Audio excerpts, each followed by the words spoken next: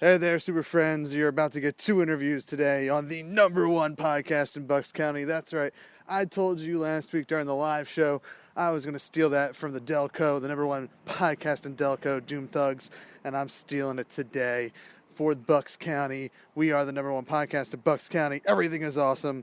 Really excited for this one. We have 2 cool interviews in this one. Dan the jeweler, musician, and Ferdy the traveler. A really cool guy who has literally traveled almost everywhere in the world. Just cutting in with a quick pre-intro. Mainly, if I'm being honest, it was mainly to cut that #1 podcast in Bucks County promo. You know, I had to say it. It was needed. We needed it. I did it. However, I also want to give a little plug for myself as well. On June 4th, from 4 to 6 p.m. at Amalgam Comics and Coffee House in Frankfurt Ave in Philadelphia, Pennsylvania, we are going to be having the unofficial Wizard World After Party. From 4 to 5, you can see A Quest for Magic and Steel. From 5 to 6, everything is awesome. Late night, it's going to be fun. See latenight.awesomepodcast.com for more details on all our live events, including that June show. More information as it comes down the pipe. And, people are supporting the show through iTunes and word of mouth. We'd love it. If you're looking for ways to support our show, help spread the good word of Everything is Awesome, here's a couple ways how you can help. You can help by going to patreon.com/thatentertains. For just $1 a month, you can help support this show. I really would love just to cover some of the operation costs so that we can go on and put that money towards more content. I would love to do some more, an advice podcast that's a little bit more gimmicky, some audio dramas, some tabletop podcasts. I have a lot of stuff that I would like to do, and if we can alleviate some money, we can definitely do it. All those things will become maybe at least early access, if not exclusive, to Patreon, along with everything else that we do. But if you don't want to spend money, I get it. You don't have to. I'd much rather, if I'm being honest, I'd much rather you go to iTunes and leave a 5-star review, because that iTunes math does something to make us look even better on iTunes so that we can get more listeners like yourselves that help spread the good word of Everything is Awesome. And of course, word of mouth recommendations are always very welcomed, because you're telling other people to listen to the show. Find your favorite episode of Everything is Awesome when you're in a car with your friend. Pop it on the Bluetooth so they can listen to it with you. Shove it down their ear holes so they know what Everything Awesome is about. Enough of me wasting your time. Let's get to the 2 interviews for the #1 podcast in Bucks County. Everything is Awesome right here on awesomepodcast.com. Everything is Awesome is part of Courts and Parts, a podcast network featuring pop culture, TV, movie, and geek podcasts. Check out some of our other shows, like TV Ate My Brain, Let's Chat with Revelin Friends, and Podstalgic at courtsandparts.com.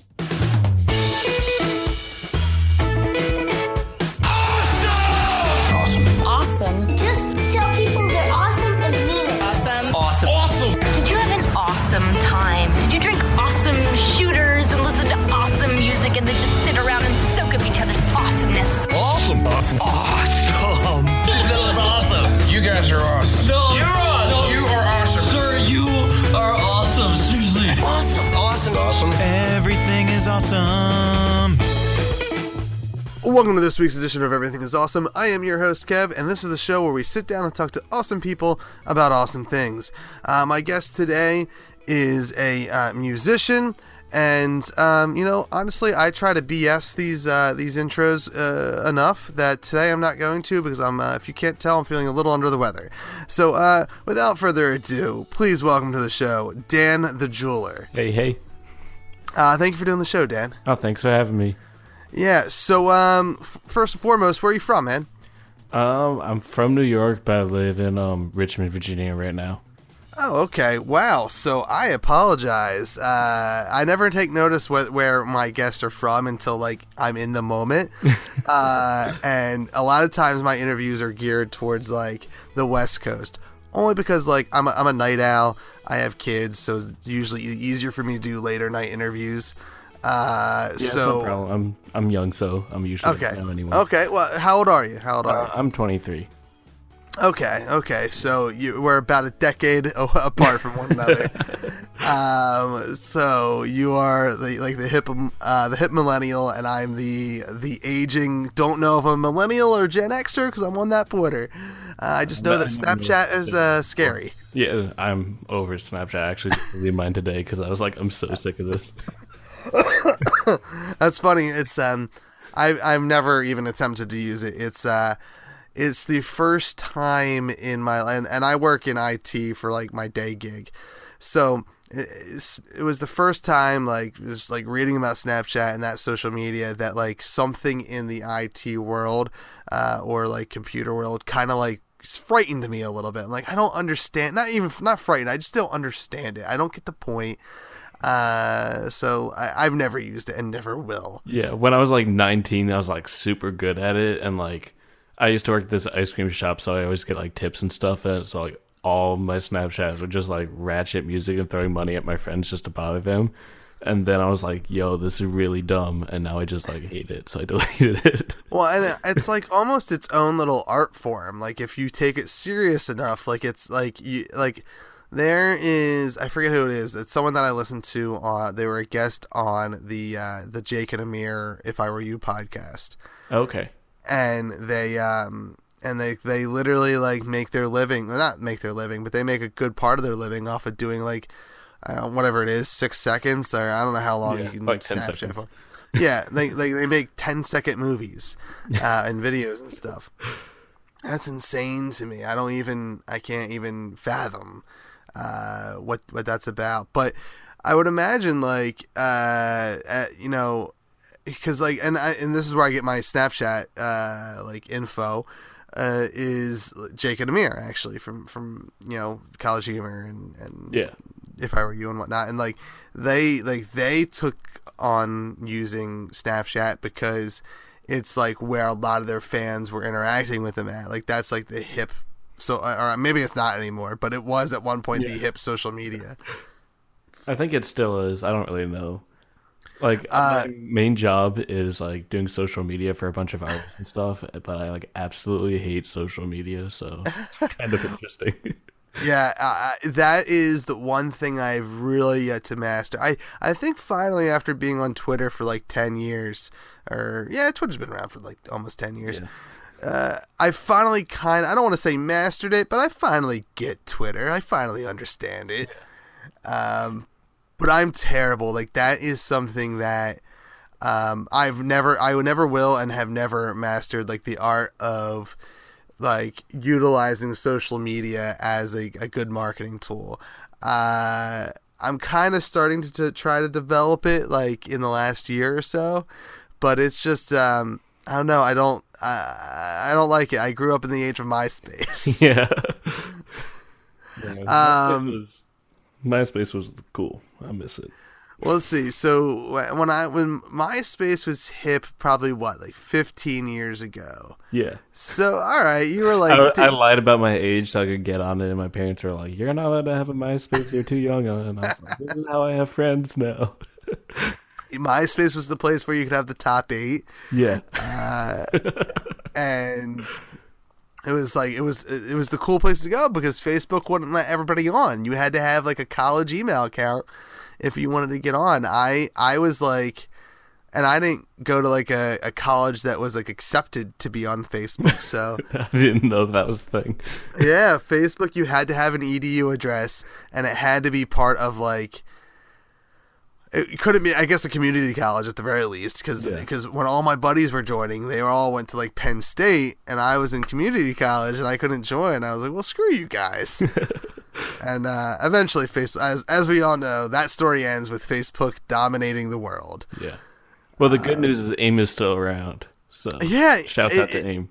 It is, and it's like once every 10 years I kind of go back to it and check it out, and now it's to the point where I tried to do it recently and I just forget all my usernames and passwords. Like I finally aged out of them. Yeah. I made a new one, I think it was like a year or two ago. And I tried to get all my friends on it, and everyone's like, "Yo, this is really cool." And then they're like, "We can just text each other." But AIM actually follows me on Twitter, and that's probably my biggest accomplishment right now. Oh, isn't it weird? Like like those Twitter accomplishments that we give ourselves. Like I recently just deleted about 45 to 50 emails of that were just like that Kevin Smith likes your tweet. Can't like these Twitter followers. Not follow. They didn't follow me. These people that I followed on Twitter that liked things of mine. I kept all those emails. Yeah, I got I think Lupe Fiasco retweeted me like 3 times or something in 1 year, and I was like, I am the coolest person alive. Right? Like, it's probably not even him. Like, everyone's got social media people, so I thought I was super cool, and then I was like, wait, nah. That feeling doesn't go away when you're 33. You'll still be like, hey, that's pretty. But like mine was even like not just like so I follow a couple people who are like, you know, podcasters who like are not big time podcasters, like James D'Amato from the One Shot Podcast Network. Who like we've had on this show, but like I kind of like still like respect him and look up to him as a comedian and podcaster. And like when he was a couple of the emails I recently deleted because he like retweeted and liked a couple things, and I saved them just for whatever dopey reason. Yeah. I called my yeah. parents like last week because I talked to someone that I liked when I was like 9, like musician wise. And I was like, yo, I just talked to this guy. And they're just like, okay, you do know that he's a human, right? And I was like, nah, this is cool. And they're like, all right, yeah, it's awesome. Yeah, it's well, that's like for me, I was Aaron McGathy, who hosts This Feels Terrible. She was married to Dan Harmon for a little bit. If you watch Community, he created Community. She's a podcaster who I like really looked up to and admired, and like randomly sent her an email to be like, hey, you want to be on the show? And like she said yes, and I was like, holy crap. And like that like still is kind of like the biggest achievement personally. Like nothing against any of my other guests, but like that's just like someone that like I admire in the podcasting field. So like to have her on the show was like huge. Yeah. So yeah, like I get that. Like that is like one feeling that never goes away is like, yo, I talk to someone I look up to. Awesome. Yeah. Actually, Donald Glover's dad follows me on Twitter. And like we went like a good 2 years in which I didn't tweet him in like a month. He'd be like, yo, Dan, are you still good? And I was like, why am I friends with Donald Glover's dad? But it's like the best thing ever because it's Donald Glover. So that's awesome. That is awesome. I thought it was a parody account because his handle is like Donald's dad. And I was like, this gotta be fake. And then he was like posting pictures like me and my son. I was like, okay, yeah, that's the real. That's amazing. That's absolutely amazing. So let's start with like your origin point. Like when did you get into music and realize it was something that you kind of like had a passion for? Well, I started when I was 9, and I was not serious at all. It was honestly like my brother's friend. It was his birthday, and I didn't get him anything. So I was like, yo, I'm gonna ruin all of his favorite songs. So I was like singing on top of his songs, except for the fact that I can't sing, and I had a speech impediment. My voice was like super high pitched because I was 9. Yeah. And then that just became like a thing. So everyone was like, yo, you need to keep doing this. So I made like a few albums as jokes. And actually the band Guster found me because I kept doing songs over their stuff, and they were like not mad about it. And I was like, you should be. I'm destroying everything. Some dude from France emailed me like giving me death threats because I did it over a Beatles song. And I was like, I'm the coolest 9-year-old ever. But then I was like, yo, I should probably get like good at this somewhat. So then I was like, yo, I'm going to be a smooth electronica artist because I wanted to be on the Weather Channel. And then that didn't really pan out either. But I started producing, just recording with friends. And now. Wait, so go back to the Weather Channel. Like you wanted to like do the weather? No, I just wanted like my music to sound like it would be on the Weather Channel. Oh, okay. I was like 13 at like some like vacation, I think, with my friends, and I was like, yo, we should listen to smooth jazz. And then I went past and I was like, yo, there's smooth electronica. I just listened to that like the entire week, and everyone's like, are you gonna listen to anything with like real lyrics or anything? And I was like, no. It's smooth electronica only now. I have a couple friends that are into like that type of music, and I'm more like your friends, where I'm like I'm a talk guy to begin with, so like to get me on board with normal music, not that your music's not normal, but It's to get me not. on board with mainstream pop culture music, like, is a fight, because like I'd rather listen to, you know, sports talk, or I'd rather listen to podcasts. Like, that's what's replaced talk radio for me, because talk radio really doesn't exist unless it's sports. Yeah. I listen to podcasts like all day long. So to get me on board for music is like one thing, and then to be like, well, here's this like music that's just really electric sounding with no lyrics. Yeah. I get Well, I grew out of lost. that, so I sold out. Oh, okay. I sold out my dreams of being a Weather Channel artist, and now it I started. love that. I quit music for a bit, and my friend Kyle went to Berkeley, and he was like, "Yo, you need to make an album. You need to make an album." I was like, "Yeah, that's never gonna happen. Shut up." And then one night he just convinced me, because he actually got to play at Lollapalooza, and he's like, "Yo, if I can play at Lollapalooza, you can make me an album." And I was like, "Yeah, that's fair."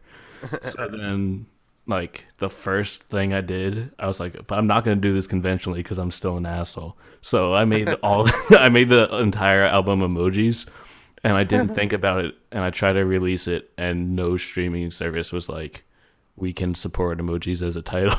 So I released it on SoundCloud and Mediafire because no one could download it. And all I did was just make fun of him for making love songs all the time. And then people were like, "Hey, these are kind of good." And I was like, "Oh, okay, I guess I should do this now if people actually enjoy this." So I'm a sellout. Yeah. So what style is your music still like a comedy parody based, or is it like I just mainly, I don't take it seriously. If you listen to it, it's not gonna be like a little dicky type thing. It's just gonna be like, "Wow, this guy is sad a lot." So, it's kind of like a popish indie rap. I don't really like to call myself a rapper because I don't deserve that title, but I don't know. This album, I talk a lot about like socialism and then being sad a lot, and that's kind of how it goes. now? Where did that come from? Where did the sadness come from, and why socialism? There's like a lot been kind of going on recently. I was in a relationship for like 4 years, and that ended, and not like terribly, but it's still kind of like, wow, that was 4 years of my life, and now it's not a thing anymore. Um, I've just kind of always had depression, so I feel like talking about it's kind of healthy with people who also have it, so that way it's not like, "Hey, you're alone," which I know sounds cliche, but there's that. But recently I've just been starting to hate like materialism, because I used to be like, "Yo, I need to buy these shoes. People think I'm cool, and I need to wear this." And I was like, "Yo, this is just a tremendous waste of money, and it's not making me happy."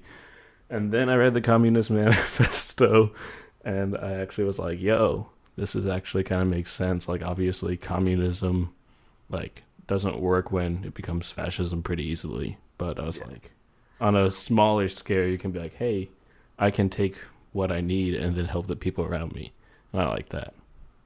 Well, and I think really like, and this is so I speak out my ass basically, Yeah, I do but too. my general understanding of communism is like, that is actually like a really great idea, but the steps to get there are awful. Yeah. It's like, Like, "Hey, you worked for all this shit, then now you can't have it. yeah. But So everyone else gets to live a better life." yeah. So it's like this weird little utopia that no one wants to work to get to, because it's just an awful thing to do. And if you try to make it, then it's usually a cult, so you should probably stay away from that. If you're Yeah, like, cults are bad I'm news. gonna make a little community where everyone lives in harmony, and you're just like, "Okay, you're gonna make us drink Kool-Aid soon. This isn't a good idea." Yeah. That's, you always want to avoid those kind of cults. Yeah. I always find it interesting because we talk to musicians probably the least amount on this show, just because it's not someone that I usually find to talk to. But I enjoy talking to musicians. That's actually some of my favorite interviews. I actually listen to a podcast called 25 O'Clock, which is strictly like an indie podcast in Philadelphia that interviews Philadelphia musicians, and it is one of the most fascinating podcasts I listen to. So as much as I don't like music or I don't enjoy listening to music, I love listening to people who play it talk about it and whatnot. And it's always like that common. It always seems to be a little bit of a common thread with musicians of like, yeah, I just, I needed to express myself, or I was, depressed or whatever, and this is how I express myself.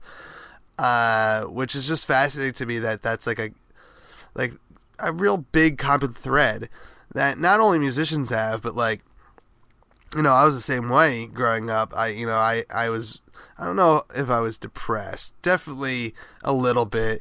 Definitely very low self-confidence and whatnot.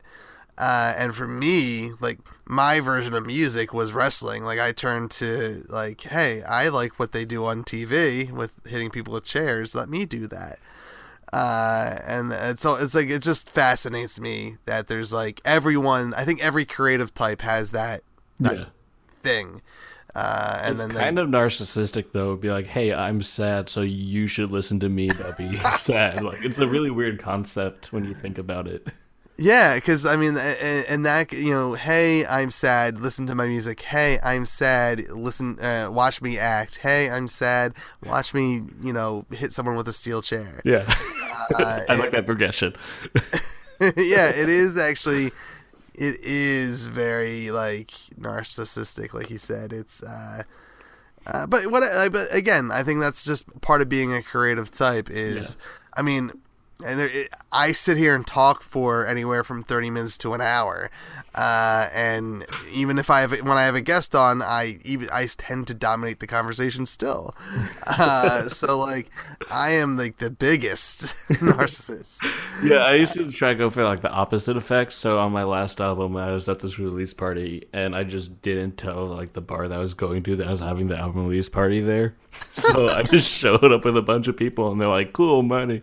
So this drunk girl came up to me and was like, "Is this your face on Snapchat?" Because I bought a Snapchat filter, and I was like, "Yeah, that is." And she was like, "So what's this album Blessed?" And I was like, "Oh, it just came out tonight." She's like, "What does this sound like?" I was like, "Absolute garbage." And she was like, That's not what you're supposed to reply with." And I was like, "It makes you want to listen to it, right?" She was like, "No." I was like, "Then don't. Like, you don't have to. I'm just here as an excuse because people buy me drinks because it's an album release party." She was like, "This is not how you're supposed to go about it." So I'm not really the type of dude who's like, "Yo, my art's the best." It's just like, I like it, and hopefully other people do. But I understand how narcissistic it is, like the whole concept. That's actually one of the best, I think, outlooks you can have when it comes to whatever it is you do creatively, and that's totally something that I've kind of like learned in the last year or so.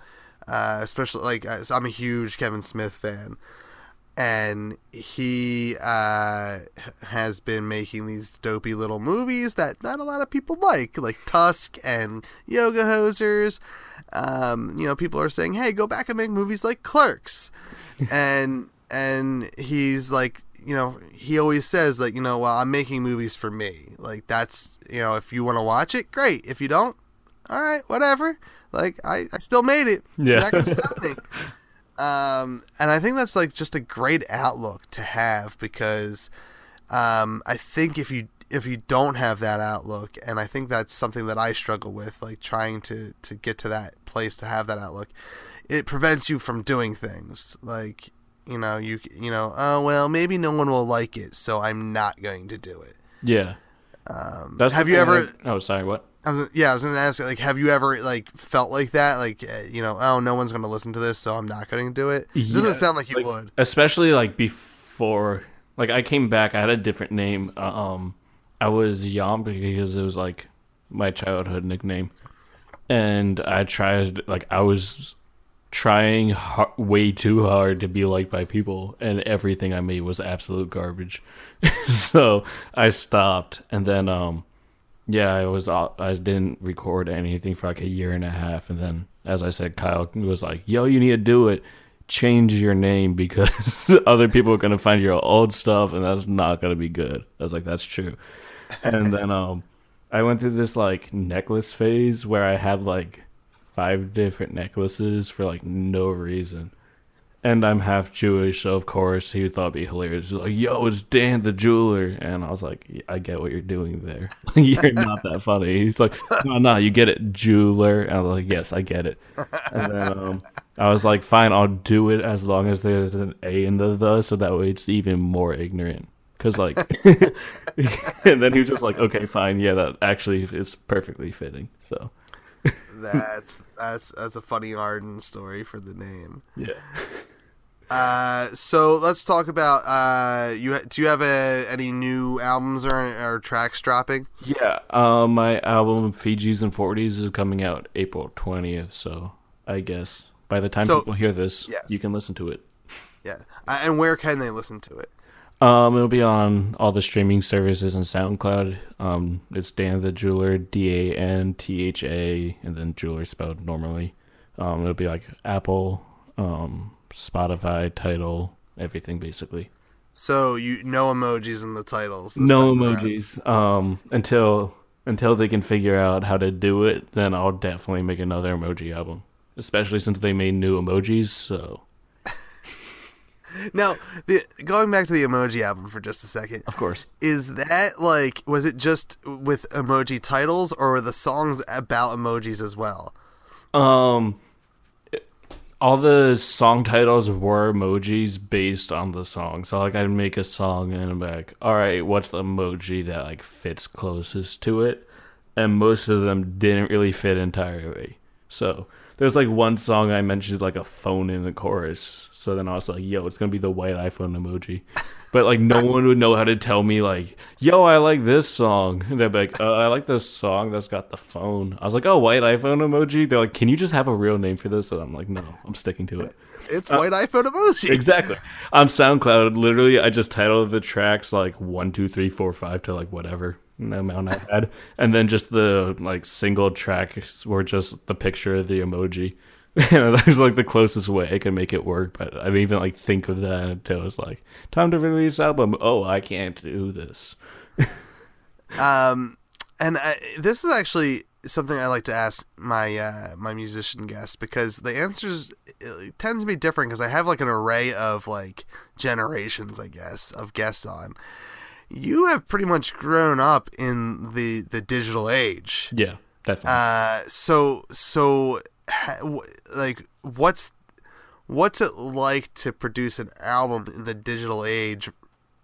Like, I don't even know if you can compare it to not, because I can't. When I first started, I used to work with my dad, and like all he did was just sit there and be like, "This is amazing," and he actually gave me Reason, and I still have it now. Like obviously the newer versions, but like when I first started, he was like, "Hey, I learned on this," and I looked at it. There's like knobs and everything. I was like, I have no idea what this is. And he was like, "Oh, it's based off of a real soundboard." And I was like, I'm 9.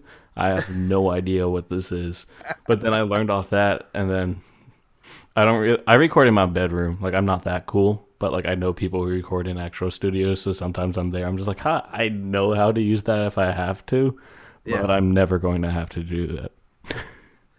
Oh, so what's the process? Like, you record in your bedroom, and do you like send it somewhere to get mastered, or do you take care of all that? My friend Jason Dietz, he goes to Berkeley. His company's NorCal Recordings. He's really good. So I make design works for him because I'm also a graphic designer. And then our deal was just like, oh, I unplugged my headphones. Hold on a second. But our deal was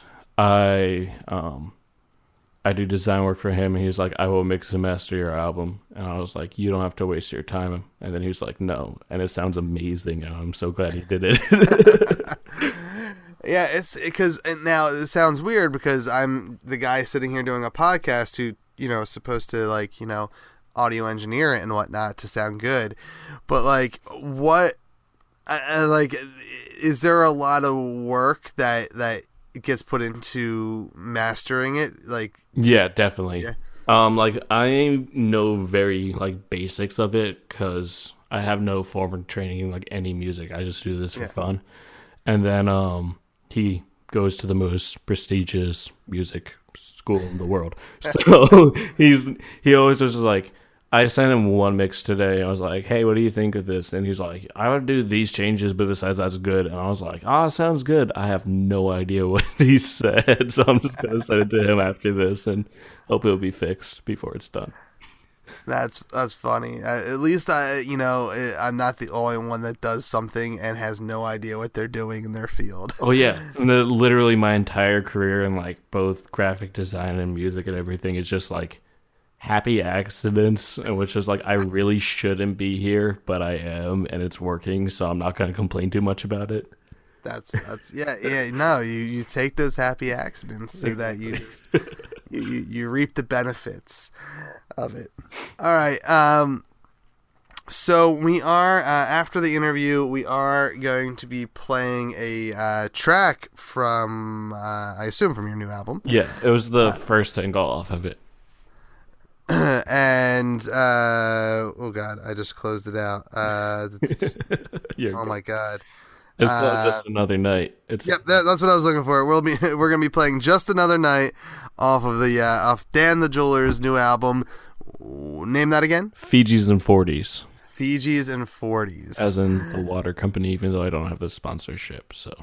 Oh, that's Fiji has some dope water though. They do. I am a huge. It's actually like it's hard for me to say water has like a different taste. Like, it definitely does taste better though. Yes, it does, and I'm not saying that like they're not sponsoring my show. They're not sponsoring you. I wish they were.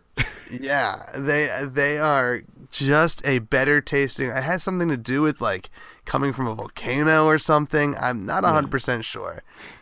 I just know if you get a Fiji and get a 40, the guy behind the counter will look at you like you're an idiot. He's like, so are you broke or can you afford a Fiji? And they go together.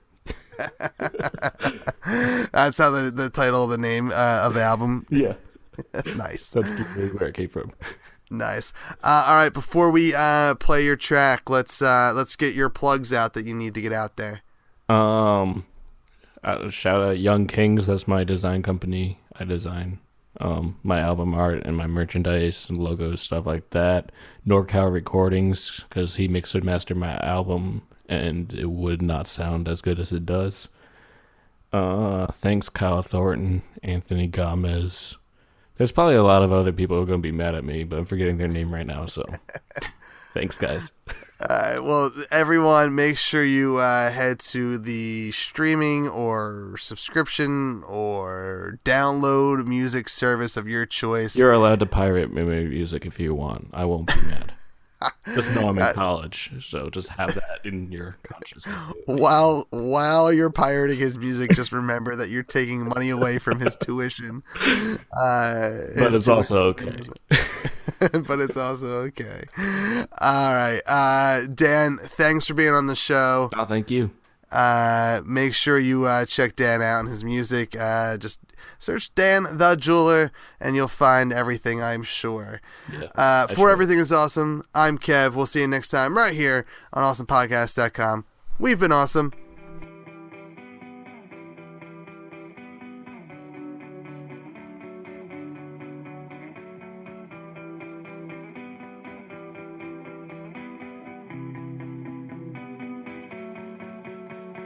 You meet up with every dude in the club before you got to my section. You're slurring your words and stumbling, we don't want the attention. You're crying, stressing, who you impressing? I pay for your Uber just so you can leave now. That's all that I need now. Didn't know my name till you Googled it. I was the first hit, that was too legit. But you truly are lit. Drink more water, I love a cone in it. I just said you had to go home. Did you come here all alone? You gotta stop grabbing for my phone. Thank God that Uber is here, you're going home. Just another night, just another night. We gon' be alright, we're gon' be alright. Just another night, just another night. We gon' be alright, we're gon' be alright. Just another night. Just another night. Just another night. Just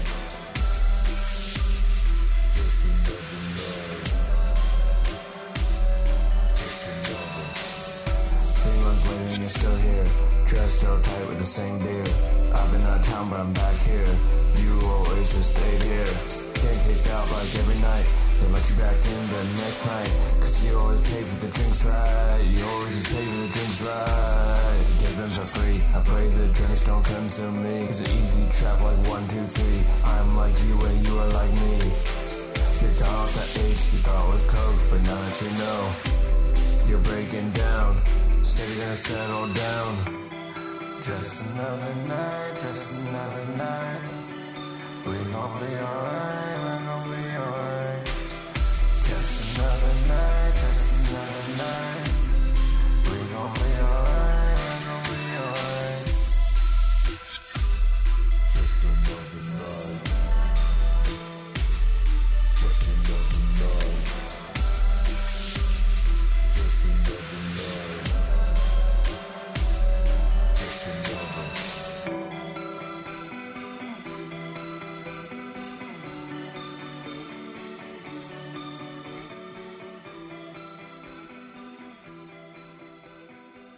Welcome to this week's edition of Everything is Awesome. I am your host, Kev, and this is the show where we sit down and talk to awesome people about awesome things. Apologize, you guys have been getting a couple interviews for the last week or two with me sounding a little sick. Apologize. Hopefully by the time you hear me in, I don't know, May, I think at this point, I will sound a little bit better. But for now, take it for what it is. This week's guest is probably going to be the most worldly person we've spoken to. He is a traveler, and there's a lot more, but if my head was a little clearer, I would have a better intro prepared. I apologize to my guest and to you, the listener. We'll blame the zombie apocalypse virus on this. Please welcome to the show, the one, the only world traveler. Not the world. I guess he's not the only world traveler. That's just a lie. But welcome to the show, Ferdy. Hey, thanks for having me. Yes, Ferdy, thanks for being on the show. I know we're on a bit of a time difference. It's not too early out there for you, is it? No, it's 20 past 7. It's not too bad. Yeah, I know, because originally when we were talking times, you're like, ooh, that's real early or real late for me. So what's as a person who does a bit of traveling, like, do you have like a schedule or no? Well, nowadays I'm actually working full time at the same time, so I do have somewhat of a schedule. Yeah, being up at 7:20 is not too early for me nowadays. It used to be. I think when I'm on the road, then sometimes you got to sleep in, but it's not too bad. Yeah, I mean, my only experience of travel was work related, probably about a decade ago, working overnights. So like, I understand that like 7:20 can be, or like that used to be prime sleeping time for me. So I appreciate you doing it as early as you are. So let's where are you from originally? I think the easy answer is probably say Europe. Okay. I'm European, but I guess within Europe it's pretty mixed up. So I usually say I'm kind of half German, half English. Lived all about. Okay, yeah, because I was honestly expecting like an accent barrier to like really be hurting this interview. Because we were discussing the time zones, and I had to look up what the hell CET meant, and discover like just to like make sure we were on the same page for time. And I was like, oh boy, this could be a train wreck for me. So you're half English, half German. Where are your parents from originally? Yeah, so my mom's German, my dad's British, so he's English, so he's from London. Yeah, I mean, I don't sound English anymore. I've lived abroad for so long and I've moved around so much that I didn't live in the UK most of my life, but still, English is still my first language, so hopefully not too much of an accent barrier there. I'm yeah, because you even like I'm obviously American. I'm Philly, and I don't even really hear like a British accent. Like it is, you got yourself a nondescript accent there. Yeah, pretty much. Sometimes people think I'm South African or something, but no. Now, well, do South Africans they speak? Well, I shouldn't say English because obviously, but like, do they have more of a British accent, or is it like classified as its own little thing? I don't know. I think it's more like, so I don't think I actually sound South African. I think it's just that people hear me and they say, well, that guy obviously speaks English properly, but at the same time, he doesn't sound American or English or Australian. Oh, Let's just okay. throw some kind of English speaking country at that and see what happens. But Okay.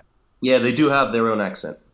Oh, so like South Africa gets like lumped like, oh, we don't know what he sounds like. He's South African.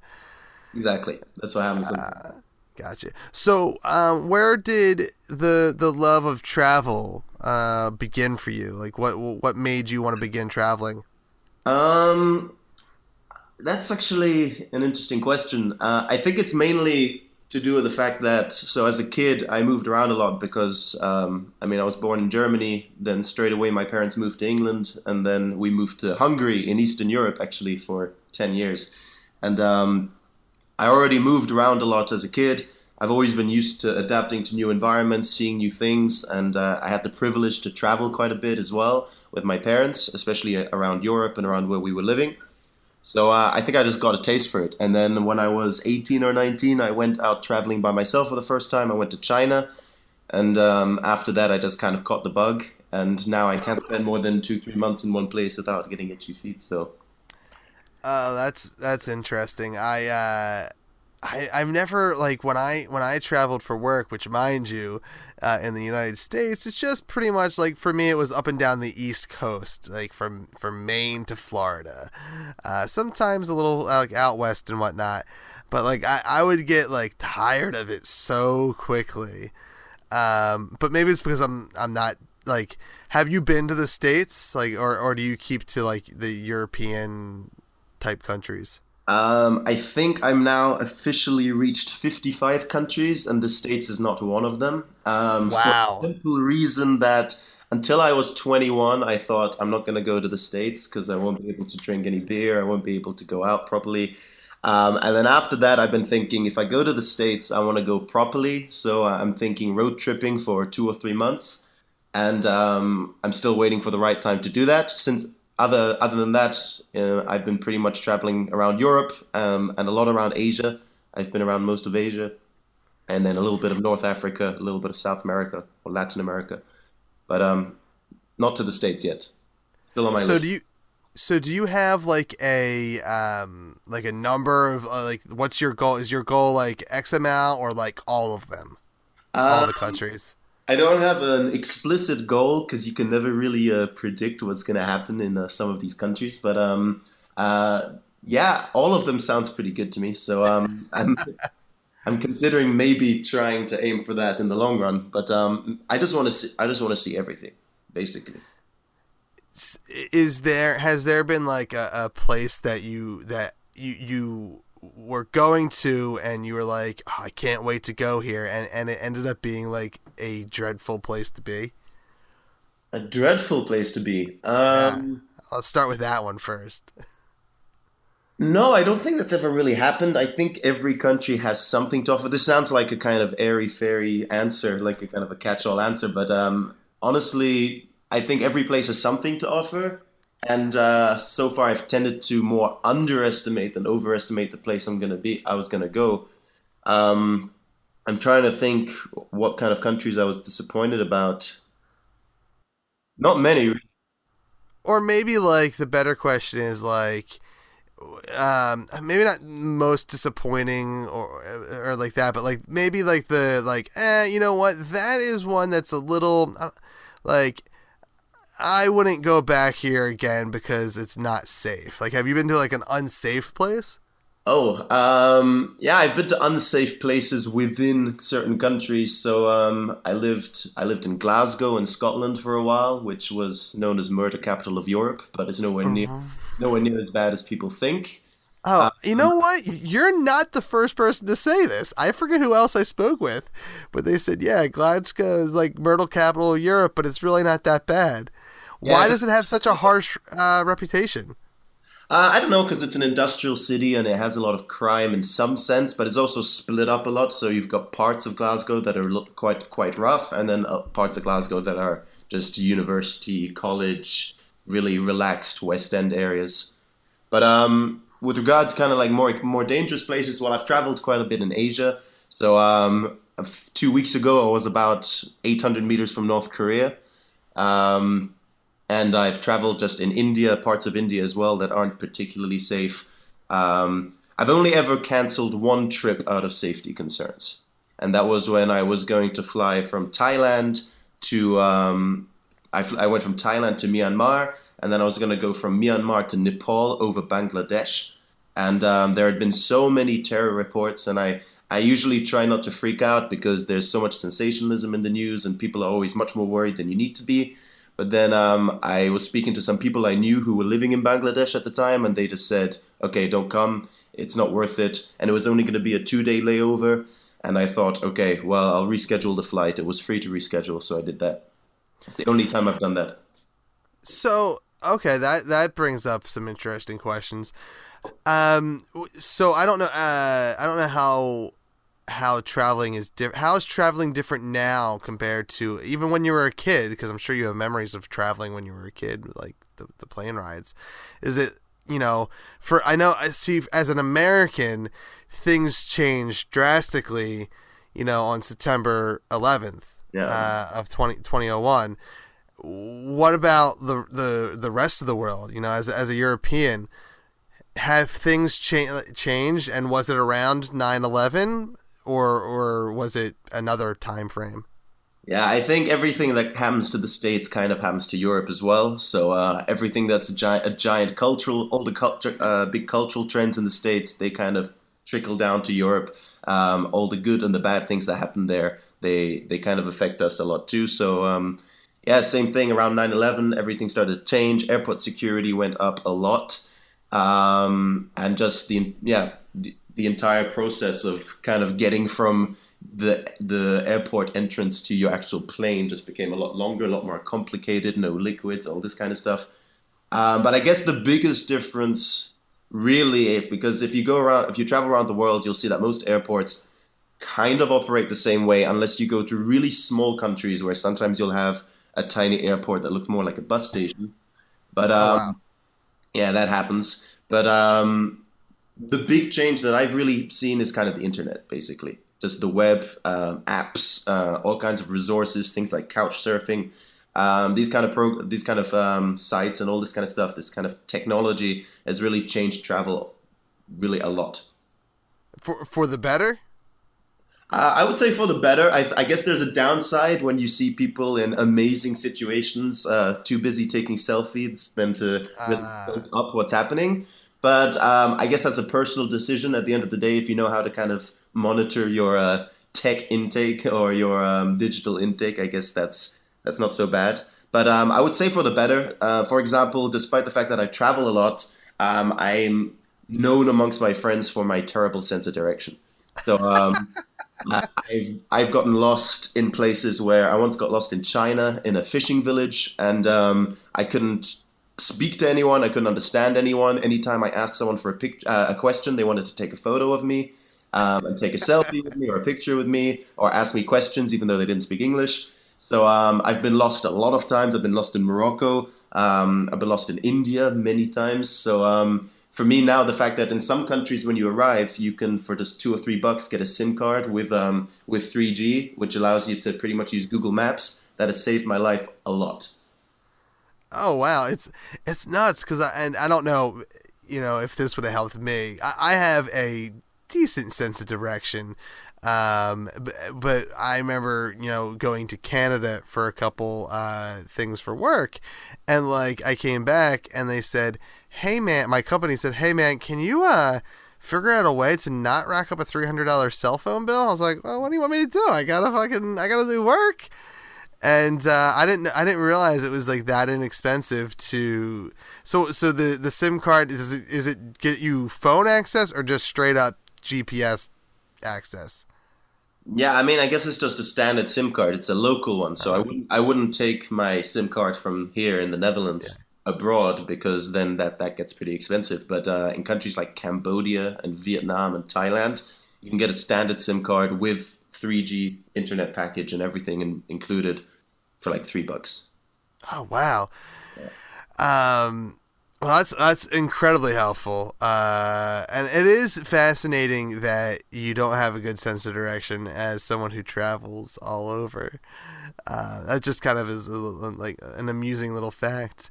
Um, but it sounds like you haven't picked up you don't pick up like languages that like when you prepare to go somewhere, or do you like just learn the basics? Well, I grew up learning quite a lot of languages. So when it comes to European languages like English, German, French, Spanish, some Hungarian as well, like all those, that kind of has me covered in Europe. And if I were to go to the Americas as well, both North America and Latin America, I'd be covered.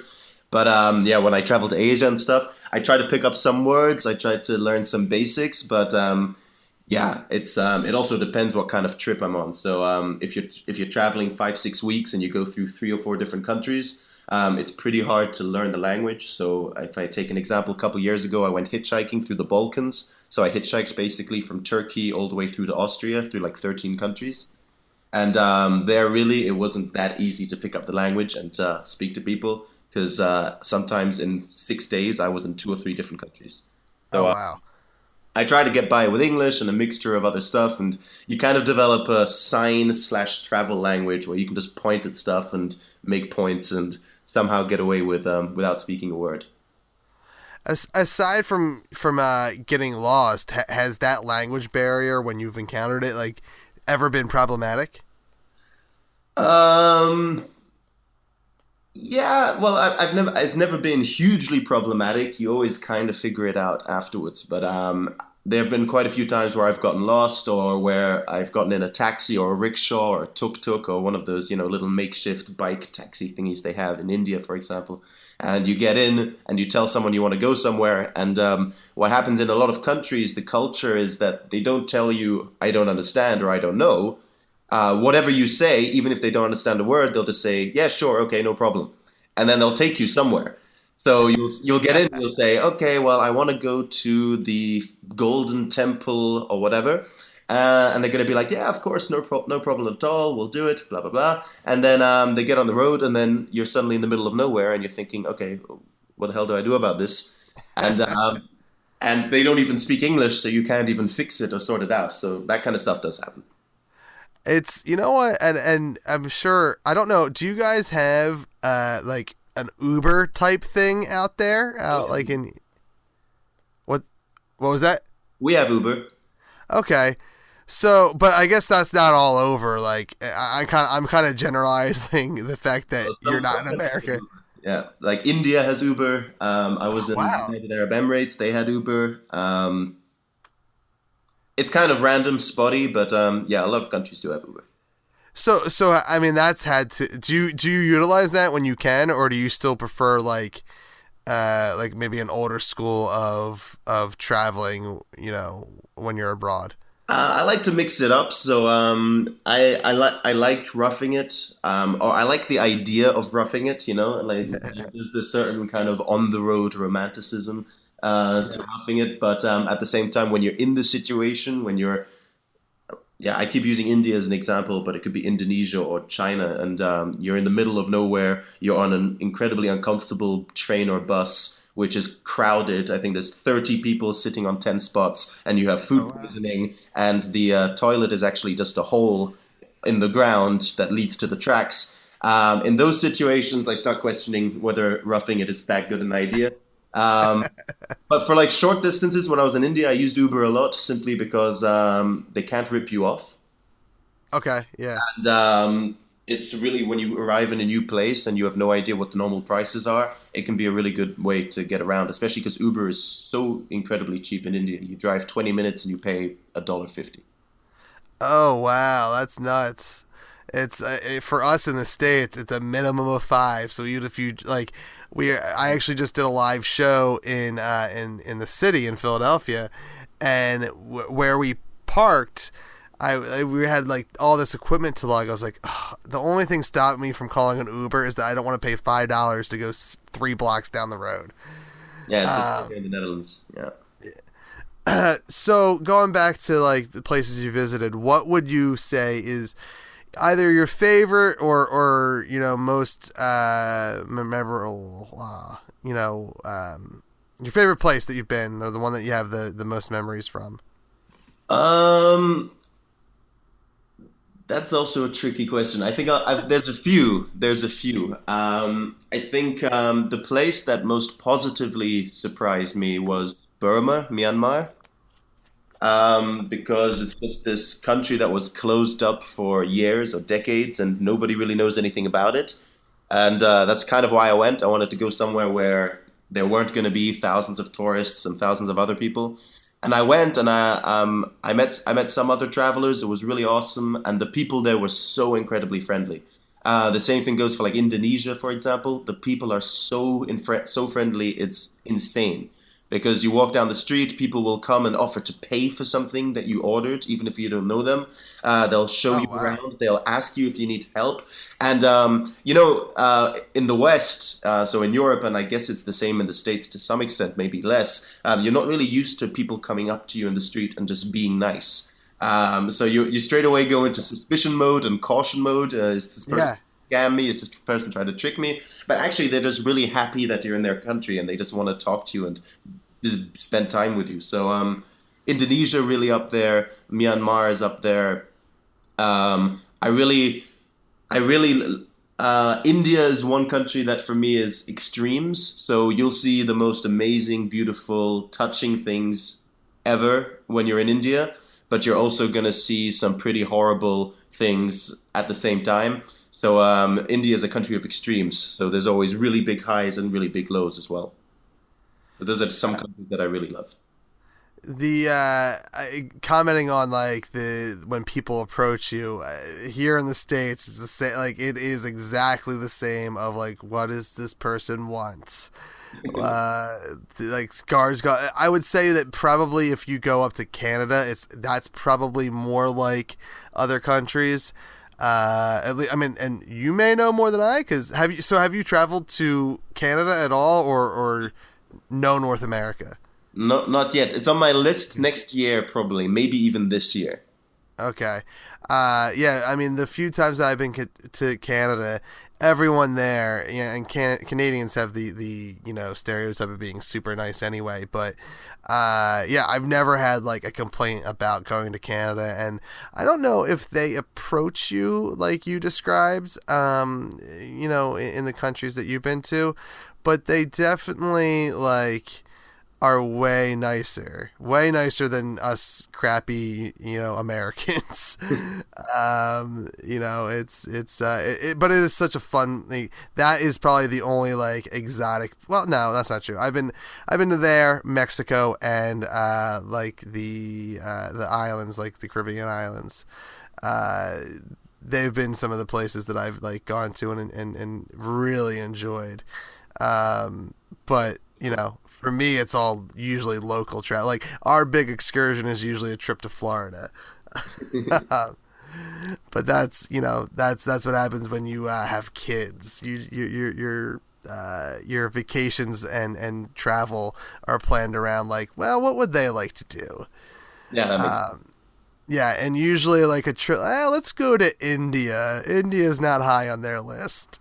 No, probably not. I can't imagine. No. So I know you also you document all your travels on your blog, correct? Yes, sort of. So, so explain your blog, because I know you wanted to talk about your blog a little bit too, where you talk about traveling and you talk about life experiences and stuff like that. Yeah, so I started the blog. It's called Wireless Vagabond.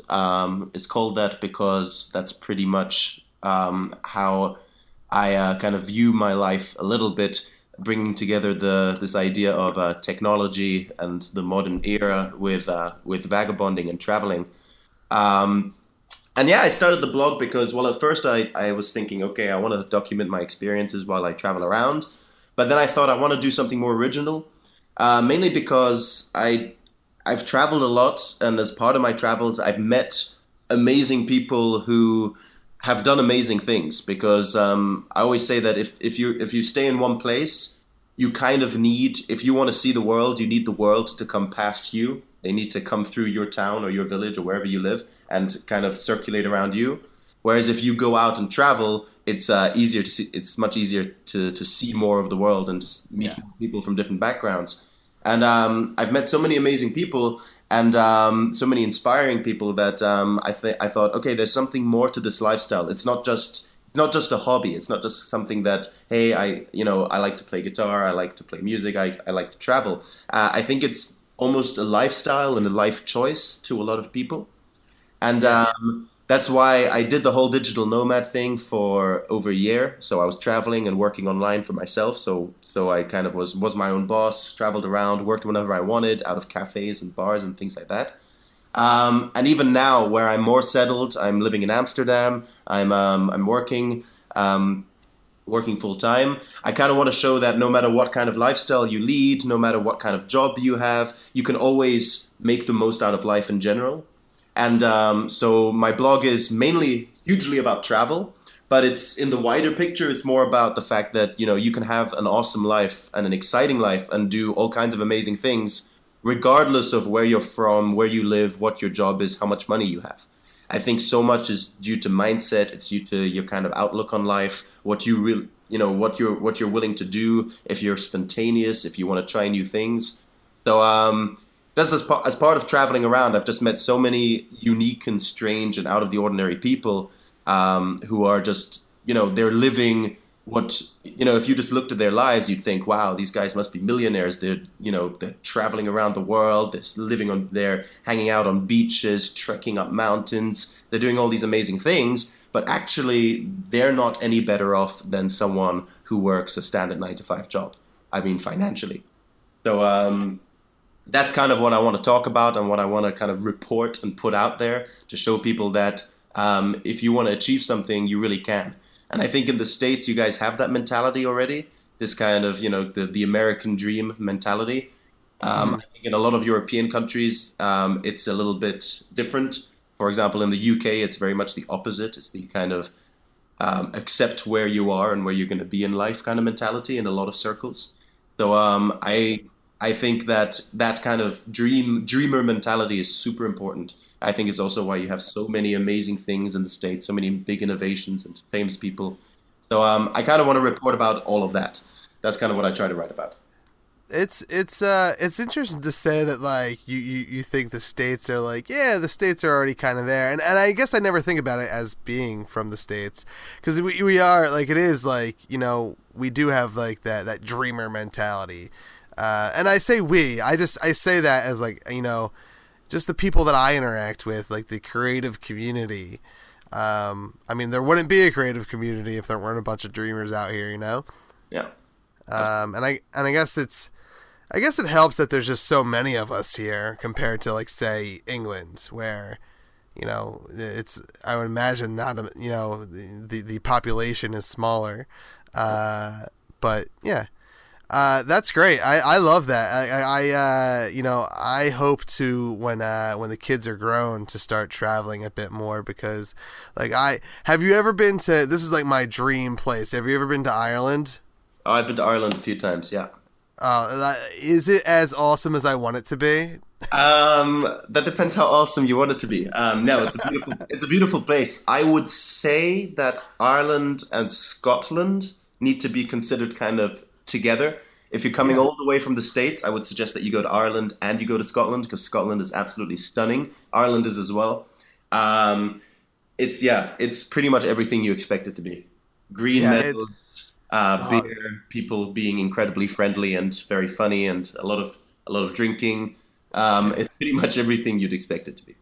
Yeah, I am like, practically 100% Irish, and that's like just kind of my dream to go, like, experience my roots of, like, because I think it's my great grandparents, I believe. I'm not that far removed from, like, where my family like immigrated from Ireland to America. So it's always been a place that I just wanted to go check out. It just seems like it would be so incredibly beautiful. Yeah, you should totally do it. Um, It's gonna happen one day. Pack up the kids and go. That's all I can say. Yeah, yeah. Is it somewhere that you think the kids would have fun? Yeah, totally. I mean, it depends what they're into, but yeah. I mean, Dublin is a beautiful city. Galway is beautiful, and you've just got amazing nature. So if your kids like being in the outdoors and like nature, I Yeah. don't know how much kids like that these days, but if they do, then Ireland is a really great place. The only downside, I guess, is the weather. But I don't know if I'm going to Ireland, I kind of want it to be a bit rainy. That's kind of how I imagine it, kind of like Moorish and rainy and mysterious, and so I guess that adds to the vibe. Yeah, like for me, because this is how much I love Ireland. Like on my phone, I have on the weather app, Dublin, Ireland is one of my like locations in the weather app, so I can Right. always look at it. Maybe they get rain a little bit more than us, but it feels like that their weather is similar to like Philadelphia. Like it's like Philadelphia maybe gets a little bit more sunshine, but at the end of the day, we have rainy days. We have them too. Yeah, So. yeah. I mean, I live in Amsterdam. We got a fair share of rain as well. So Now, we'll maybe leave on this question. What made you kind of, at least for now, settle in Amsterdam? Was it work related, or was it like, hey, this is where I want to live for a little while, and I'll find work here? That's actually a really good question because so I was doing the whole digital nomad thing, and that's been really hyped up. If you look online, there's a lot of people who are doing it and talking about it, and there's a lot of amazing things about it. That traveling the world and working for yourself and being completely free to do whatever you want. It's really awesome. But when I did that, people used to tell me all the time, "Dude, you're always on holiday. What's up with that?" And that's really cool because in some sense you are always on holiday, but the downside with the digital nomad lifestyle is that you're also never on holiday. So you'll be in an amazing place. You'll be like in Vietnam in the rice fields and you want to soak it in. And then you get a message about some kind of work related emergency or some kind of deadline or something like that. So what I thought is I still want to, I mean, I'm still young. I'm still 24. I still want to learn tons of things. I need to soak up as much knowledge, information, skills, and everything as I can. So I thought, you know what? I wouldn't mind settling down for a while, getting a proper job, getting a little bit of routine into my life because there are so many different things in my life that I want to work on. And it's very difficult to do when you're traveling. So, for example, staying healthy and staying fit is super difficult when you're traveling a lot. Um, all these kind of things. So I thought, okay, you know what? I'm going to settle down. And I love the Netherlands. I love Amsterdam. I think it's the greatest city in the world. I can't say that with full confidence because I haven't been to every city in the world, but I've been to a lot of cities. And I definitely have some frame of reference. I love it here. I love the like we were talking about this mentality, this ambitious mentality you have in the States. You have that here in the Netherlands too, even though it's just 17 million people. But people are super nice, friendly, open. They're really interested in achieving new things and innovating and changing the world. And I thought it was just a really cool country. Really happy being here. So I thought, you know what, I'll settle down for a bit, get some work, save some money, and plan some trips along the side. And I still went to Japan and Korea a couple of weeks ago, so I'm still traveling despite that. So So when you travel now, is it like, are you still doing like weeks at a time, or is it more like long weekends, or? a bit of everything. So before I was working full time, I would just take my bag. So for example, I never check in luggage. I haven't checked in luggage in about 10 years. I Oh just wow. I just take a small backpack and I travel off that because I mean I do it the proper backpacking style where you're on the road, hitchhiking, camping, these kind of things, roughing it quite a lot. Um, so yeah, that's basically I really try to always get the most out of it wherever I go. So sometimes that'll be a weekend, sometimes that'll be a week. But unfortunately, I don't have the time to do 3 or 4 month trips at the moment. But I do plan to do that in the near future at some point. That sounds amazing. It sounds like a very fun lifestyle, a very fun way to like spend your 20s, especially. Like that's, when you're young, it's the time to do it, and you're doing it. Where can people find you and follow your journey of this lifestyle you're living? Yeah, so I blog about it at wirelessvagabond.com. So that's wirelessvagabondtogether.com. That's where I try to write about all the kind of things I've kind of learned and all the things I've discovered. I try to kind of give a glimpse into the lifestyle to hopefully motivate and inspire others to maybe try something out, try something new. And otherwise, yeah, you just look up Wireless Vagabond on Facebook or Instagram. You'll find me. I always try to post as much as possible. Super busy these days, but I've got all kinds of articles lined up, lots of tips and new ideas, and some videos as well. So really hoping to share more stuff with more people. So very cool. I'm exhausted just listening about your life over the last 24 years. It sounds like. Ferdy, thank you for being on the show. No, thank you. Make sure you check out Ferdy at the wirelessvagabond.com and just Google that if you want to find him on all the other social medias and whatnot. Sounds like you can learn, and I'm even going to say it for us in the States, because we're not better than anybody else. Just because we dream doesn't mean we're better than anybody else. We can learn this lifestyle better than we live it. So everyone check it out. You will not be disappointed, I assure you. Thanks to Ferdy for being on the show. You can follow the show on Twitter at RealAwesomePod. You can follow me on Twitter at ThatNerdyKev. And of course, you can find us on AwesomePodcast.com. For everything is awesome, I'm Kev. We'll see you next time right here on AwesomePodcast.com. We've been awesome. Thank you for listening to the Court and Parts Podcast Network. To listen to more Court and Parts shows, visit courtandarts.com.